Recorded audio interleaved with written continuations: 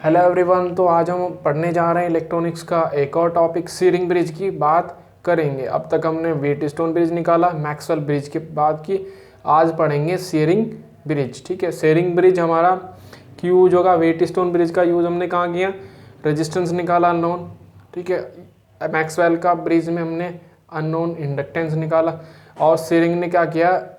एक unknown capacitance निकाल दी। ठीक है, तो कैपेसिटेंस यानी कि सी निकालने के लिए, किसी भी कैपेसिटर की सी निकालने के लिए, कैपेसिटेंस निकालने के लिए हम कौन से ब्रिज का यूज करेंगे? शेयरिंग ब्रिज का यूज करेंगे। तो हमें यही ध्यान रखना है, शेयरिंग ब्रिज का जो यूज होगा हमारा वो होगा कैपेसिटेंस निकालने के लिए। ठीक है, तो टॉपिक बनाएंगे यहाँ पे आज शेयरिंग ब्रिज। ठीक है, टॉपिक बनेगा शेयरिंग ब्रिज। पहले इसमें हम बताएंगे क्यों यूज होता है, फिर सर्किट जो डायग्राम मैंने बनाया हुआ है उसका एक्सप्लेनेशन हम करेंगे। वैसे इसके डिस्क्रिप्शन में नोट्स मिल जाएंगे, ब्रिज वगैरह वहीं से बनाएं। ठीक है, और लिखना चालू कर दें। तो क्यों यूज होगा ये याद रखेंगे, बस ज़्यादा कुछ नहीं करना है। This bridge is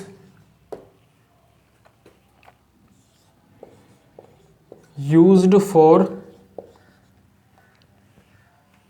accurate measurement of capacitance। ठीक है, कैपेसिटेंस किसकी होती है? कितनी नहीं, किसकी होती है? कैपेसिटर की। यानी कि स्पेशली,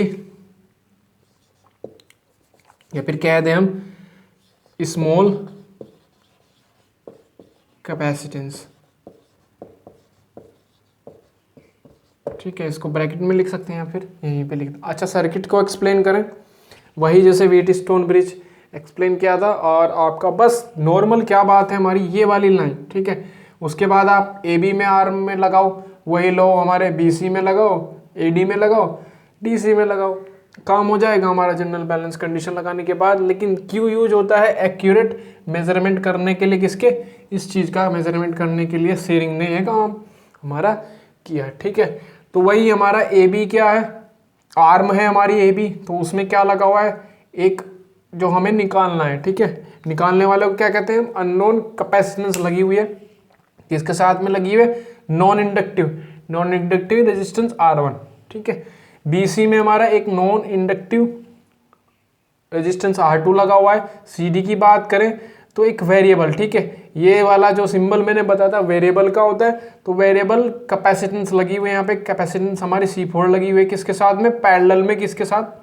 पैरेलल में लगी हुई है एक वेरिएबल रेजिस्टेंस R4 के साथ। एक स्टैंडर्ड C3 कैपेसिटेंस मैंने R में AD में लगा दिया। तो ये सब चीज़ें हम लिखेंगे। ठीक है, चलो लिख के बता रहे हैं, ऐसे बनाएंगे। द आर्म कौन से वाली? पहले बात करेंगे ए बी की। Contains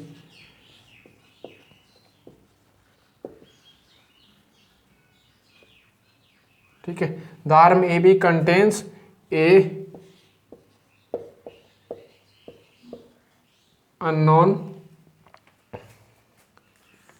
capacitance. ठीक है, with a non inductive resistance R1। Clear है बात? हमारी कहानी किसकी हो गई? आर्म ए बी की हो गई। BC पे चलो,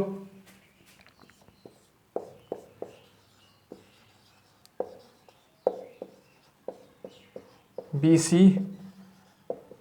contains a non-inductive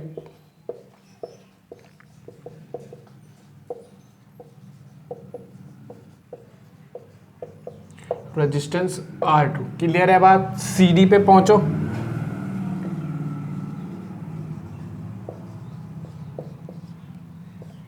क्या कंटेन्स कर रही है ये? A variable capacitance C4 capacitance होती है हमारी कैपेसिटर की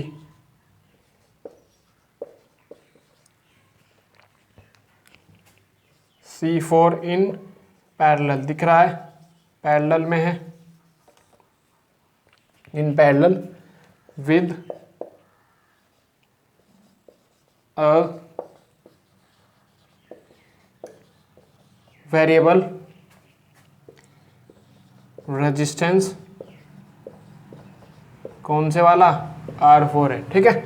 लास्ट वाली आर्म कौन सी, AD,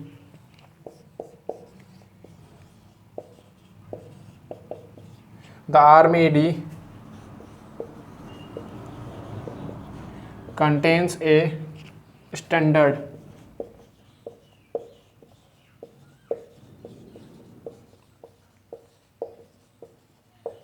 capacitance C3 सॉरी, ठीक है।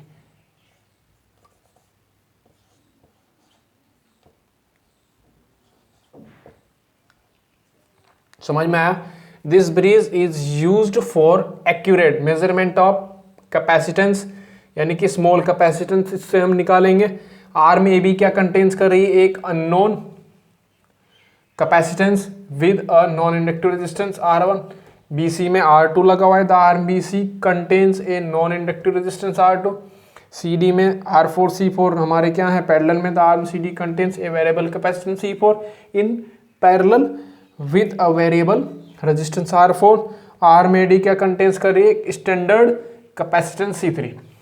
कहानी हो गई, ठीक है, बस इतना ही बताना है इसमें। उसके बाद जनरल बैलेंस की कंडीशन है हमारे पास, ठीक है, Z1 Z2 Z3 in arms में से निकालो और रख दो, रिजल्ट हमें मिल जाएंगे, ठीक है। तो इसका जो थ्योरेटिकल पोर्शन हो गया इसको नोट करेंगे पॉज करके, मैं मिटा दूंगा उसको, ठीक है, मिटा दें। चलिए अब हम इसकी आर्टिकल पोर्शन करेंगे, उसके बाद रिजल्ट निकालेंगे, ठीक है। 3 पोर्शन होते हैं इसमें, एक तो हमारा डायग्राम एक्सप्लेशन, ठीक है, डायग्राम यहाँ से बना लो, ठीक है, या फिर डिस्क्रिप्शन में है नोट्स, ठीक है, वहाँ से बना लेना, ठीक है, लेकिन डायग्राम अच्छे से बनाना, कभी गड़बड़ी कर दो, ठीक है, तिरछा उल्टा बन जाए, लेकिन तिरछा बन जाए, ठीक है, लाइन तिरछी हो सकती है, लेकिन ये जो हमारे रेजिस्टेंस और कैपेसिटेंस हमने बनाए हैं ये सही लगे होने चाहिए, ठीक है। वैसे मैक्सवेल और व्हीटस्टोन ब्रिज के बाद बनाना आ गया होगा। चलिए जी,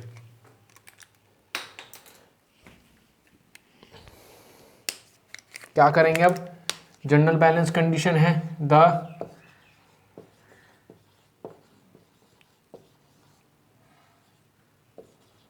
balance condition for AC bridge is,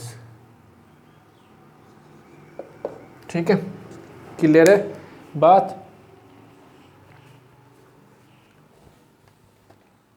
क्या होती है जी, लिखेंगे Z1 by Z2 is equal to Z3 by Z4 होता है हमारा, फर्स्ट मान लें इसको। चलिए जी, नाउ हेयर Z1 कितना है जी, निकालो, C R1 सीरीज में है तो R1 प्लस C होता है XC यानी कि 1/j⍵C, क्लियर है। अच्छा जी, Z2 है R2 दिख रहा है, ठीक है, इसमें कोई दिक्कत वाली बात नहीं है, Z2 R2 हो गया हमारा। चलो जी आगे बढ़ो, Z3 निकाल लो, ठीक है, 1/ कितना है j⍵C3, क्लियर है।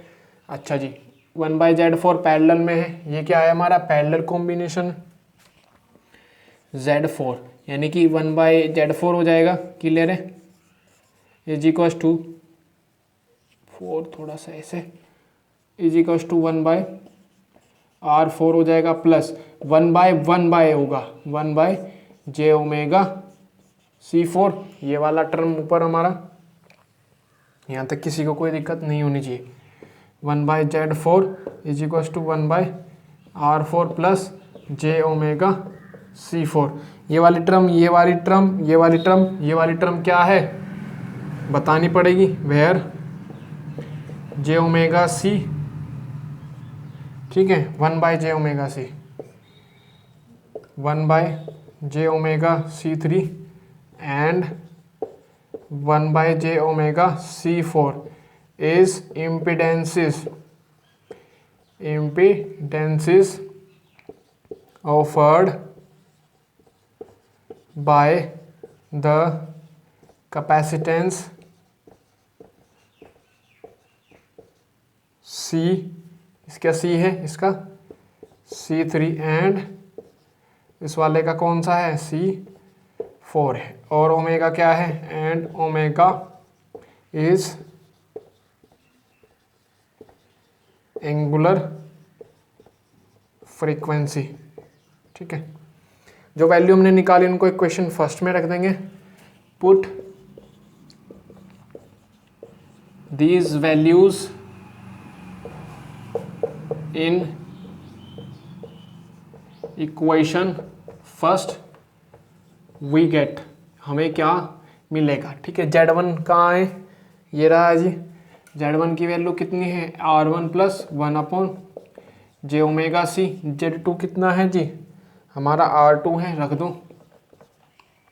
क्लियर है बात। चलिए जी, Z3 कितना है, 1/j⍵c3, ब्रैकेट में 1/Z4 की वैल्यू एज इट इज रख दो, क्योंकि यहाँ पे क्या है 1/Z4 है। Z3 मल्टीप्लाई 1/Z4 है, तो 1/Z4 की वैल्यू मल्टीप्लाई में ही आ जाएगी। ठीक है, इसलिए मैंने Z4 नहीं निकाला, 1/Z4 यहाँ पे निकाला था। ठीक है, प्लस j⍵c4। ठीक है, यहाँ तक कहानी समझ में आ गई। वैल्यू रख दी जनरल बैलेंस कंडीशन में। ठीक है, जनरल बैलेंस। ठीक है, इसको नोट करो, उसके बाद निकालते हैं। ठीक है, इसको बस लिख के रखेंगे, बाकी को हम मिटा देंगे। ठीक है,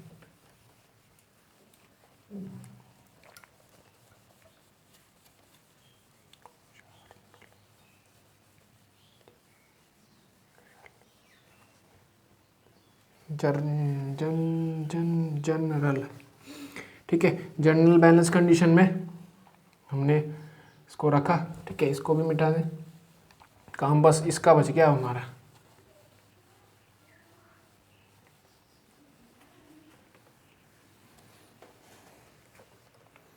चलिए जी, R2 को उधर पहुंचा दो,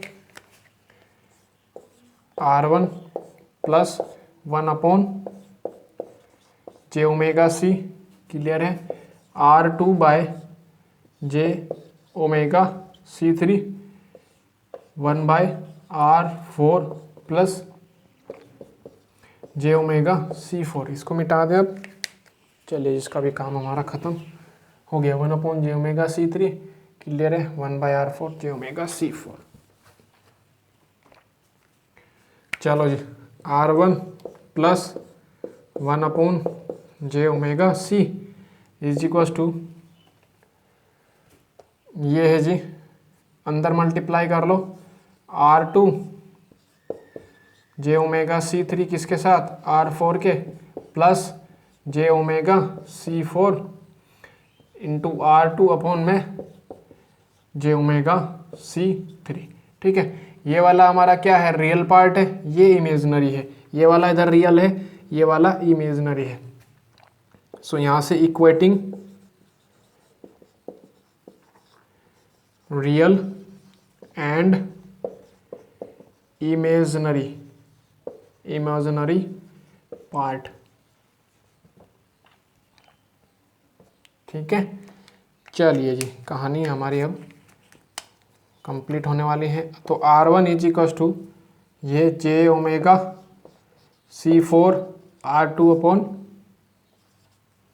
j⍵c3 कैंसिल आउट। तो R1 कितना हो गया, R1 हो गया C4/C3 इंटू R2। क्लियर है, ये वाली इक्वेशन बन गई हमारी। इसको हम लगभग सेकंड हो गई। ठीक है, पहले हमारी वो हो गई थी ना पहली। चलिए जी, अब इमेजनरी पार्ट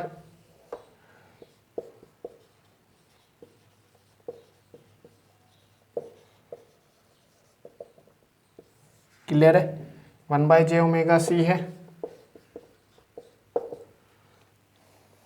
किसके इक्वल, इस वाले टर्म के इक्वल।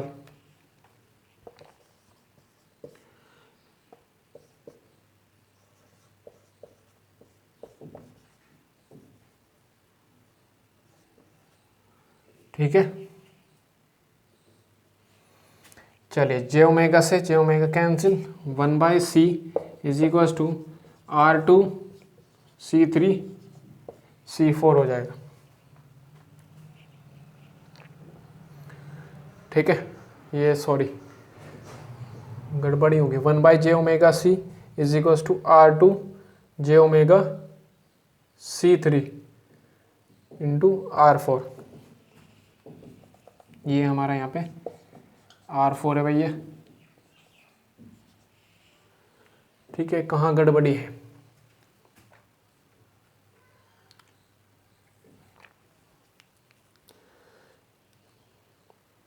ठीक है, कहीं नहीं है गड़बड़ी।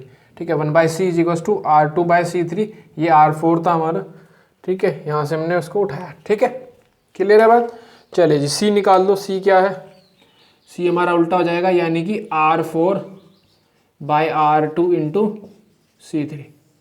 कहीं भी गड़बड़ी नहीं थी, बस ये R4 C4 हो गया था। ठीक है, तो R4/R2 क्योंकि उल्टा हो जाएगा इंटू C3 हमारा। ठीक है, चलिए ये दो इक्वेशन हमारे पास बन गए। क्लियर है। अच्छा जी, इन दो इक्वेशन से रिजल्ट निकालेंगे। ठीक है, इन दो इक्वेशन से क्या निकालेंगे, रिजल्ट निकालेंगे। ठीक है, कोई बोरिंग वाली बात इसमें है नहीं, क्योंकि हम वही काम कर रहे हैं जो पहले से हम करते आए हैं, व्हीट स्टोन ब्रिज और आपका मैक्सवेल के ब्रिज में। ठीक है, वही हमने Z1 Z2 निकाल लिया। उसके बाद हमारी कैलकुलेशन थी, सिर्फ इतना याद रखना है जो शेयरिंग ब्रिज हमारा यूज होगा यहाँ पे। ठीक है, वैसे तो प्रैक्टिकल करने के बाद ही पता लगता है कि शेयरिंग ब्रिज हम यूज क्यों करते हैं, लेकिन नॉर्मली जो बात है हमारा इस C को निकालने के लिए जो स्मॉल कैपेसिटेंस होती है हमारी, हो जाती है भाई स्मॉल कैपेसिटेंस हमें निकालनी है, तो हम शेयरिंग ब्रिज का यूज करते हैं। ठीक है, ठीक है, ये तो हमारा इसका क्या है, ब्लॉक डायग्राम है। ठीक है, एक एनालॉग सर्किट से हमें पता लग जाता है, जो लैब्स वगैरह में होते हैं उनसे हमें क्या पता लग जाता है कि C कैसे निकलेगी, स्मॉल c कैसे आती है हमारी। ठीक है, होती कैसे, तो यही याद रखना है कि एक्यूरेट मेजरमेंट ऑफ C का। ठीक है, यानी कि हम कहते हैं ई स्पेशली ये हमारा C निकालने के लिए यूज होता है। बस इतना याद रखेंगे, उसके बाद तो यही कहानी है जो हम करते आ रहे थे। ठीक है, चलिए जी रिजल्ट्स क्या हैं, रिजल्ट्स हमें क्या मिल रहे हैं, वही रिजल्ट्स मिलेंगे।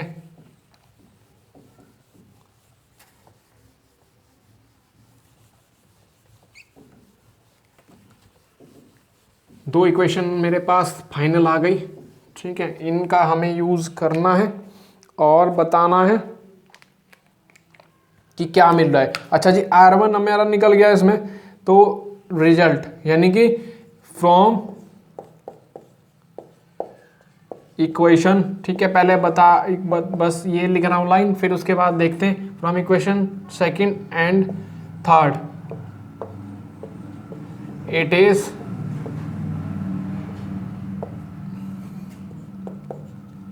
Important to note that. ठीक है, अपने आप लिखेंगे, रिजल्ट मैं गिनवा रहा हूँ क्या है। अच्छा जी, इक्वेशन सेकंड क्या बता रही है हमें, फर्स्ट यहाँ पे कि जो हमारा ये कंडीशन है हमारी जनरल बैलेंस कंडीशन आ गई भाई, R2 को उधर ले जाओ, क्लियर है, फिर या फिर R1/R2 हो जाएगा, C3/C4 हो जाएगा। ठीक है, अगर ये क्या है, सेकंड इक्वेशन हमारी क्या रिप्रेजेंट कर रही है, फर्स्ट जनरल बैलेंस कंडीशन है हमारी, क्या है, फर्स्ट जनरल बैलेंस कंडीशन है हमारी। ठीक है, और किसके थ्रू वेरिंग हो रही है, C4 के थ्रू वेरिंग हो रही है। ठीक है, the equation second is east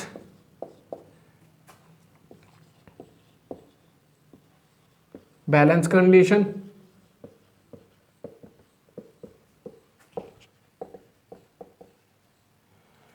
and varying through C4। Clear है, ये वाली क्वेश्चन क्या है हमारी, सेकंड है। ठीक है, सेकंड जनरल बैलेंस कंडीशन है, लिख लेंगे। और किसके थ्रू वायरिंग हो रही है?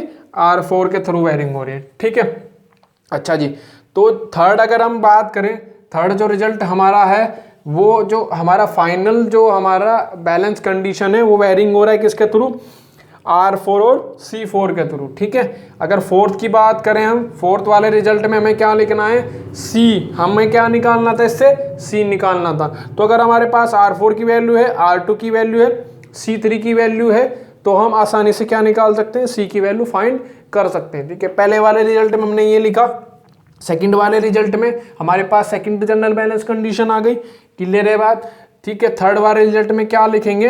जो हमारा जनरल बैलेंस, फाइनल जो जनरल बैलेंस कंडीशन है हमारी, वो वेयरिंग हो रहा है C4 और R4 के थ्रू, ठीक है। और हमारे पास अगर वैल्यूज R4, R2, C3 की हो तो आसानी से हम क्या निकाल सकते हैं? C निकाल सकते हैं। 5 वाले रिजल्ट में हम लिखेंगे कि दोनों जो हमारे जनरल बैलेंस कंडीशन है वो इंडिपेंडेंट है ईच अदर, ठीक है, क्लियर है बात। पहले वाला ये हो गया, सेकंड वाला ये हो गया। थर्ड वाले में हम लिखेंगे कि दोनों क्या हैं? R4 और C4 के थ्रू वायरिंग हो रहे हैं, ठीक है, लिख देते हैं। थर्ड में हम लिख देंगे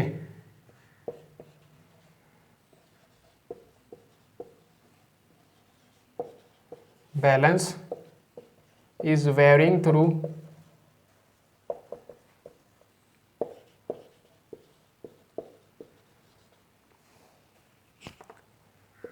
R4 एंड C4, ठीक है। अच्छा जी, फोर्थ अगर हमारे पास if we have the value of R4, R2, ठीक है, and C3, then we can find, हम निकाल सकते हैं क्या? We can find C, clear है। If we have the values of, अगर हमारे पास R4, R2, C3 की वैल्यू हो, then we can find C easily, ठीक है, आसानी से, ठीक है। वो अपने आप लिख सकते हैं हम, ठीक है। वो अब लैंग्वेज हमारी लिखनी हमें आनी चाहिए बैचलर डिग्री में, ठीक है। बैचलर डिग्री में हम लिख सकते हैं लैंग्वेज। फिफ्थ क्या है हमारा? इंडिपेंडेंट है each other, independent each other, ठीक है। जो हमने जनरल बैलेंस निकाला वो क्या है हमारा? इंडिपेंडेंट है ईच अदर, क्लियर है, ठीक है। कहानी हम अपनी लैंग्वेज में लिख सकते हैं, ठीक है। ये मैंने लिखा, बुक में कुछ और लिखी हुई है, आप अपनी लिख सकते हैं, ठीक है। वो रिजल्ट है हमारा, ठीक है। और रिजल्ट कहाँ से मिलेगा? कोशिश करें लैब्स से मिलेगा, ठीक है। और एक्यूरेट इससे हम C निकाल दें, ठीक है। तो नेक्स्ट वाले में हम पढ़ेंगे विंस ब्रिज, ठीक है। तब तक बने रहो हमारे साथ।